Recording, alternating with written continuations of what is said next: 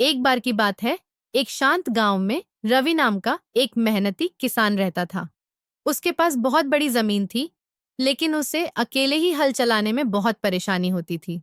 एक दिन उसने बाजार से एक मजबूत बैल खरीदने का फैसला किया ताकि वह अपनी मदद कर सके। रवि ने वीरा नाम का एक शक्तिशाली काला बैल खरीदा। वीरा ताकतवर तो था ही, साथ ही आलसी और घमंडी भी था। उसने खेत जोतने से मना कर दिया क्योंकि उसे लगा कि वह इस काम के लिए बहुत महत्वपूर्ण है। उसने सोचा, मैं कीचड़ में क्यों मेहनत करूं? बैल को सजा देने के बजाय रवि ने उसे अच्छे से खाना खिलाया और प्यार से बोला। उसने कहा, काम हमें उद्देश्य देता है, वीरा। लेकिन वीरा ने सिर्फ खाना खाया और उसकी बातों पर ध्यान नहीं दिया। दिन बीतते गए और खेत बिना जोते रह गए। एक दिन आसमान में काले बादल छा गए। भयंकर तूफान आया और भारी बारिश होने लगी।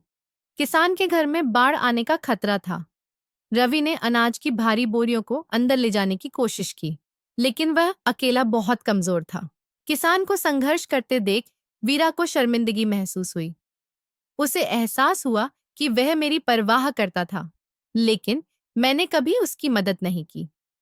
अपनी पूरी ताकत जुटाकर वीरा रवि के पास गया और बोरियां उठाने में मदद की।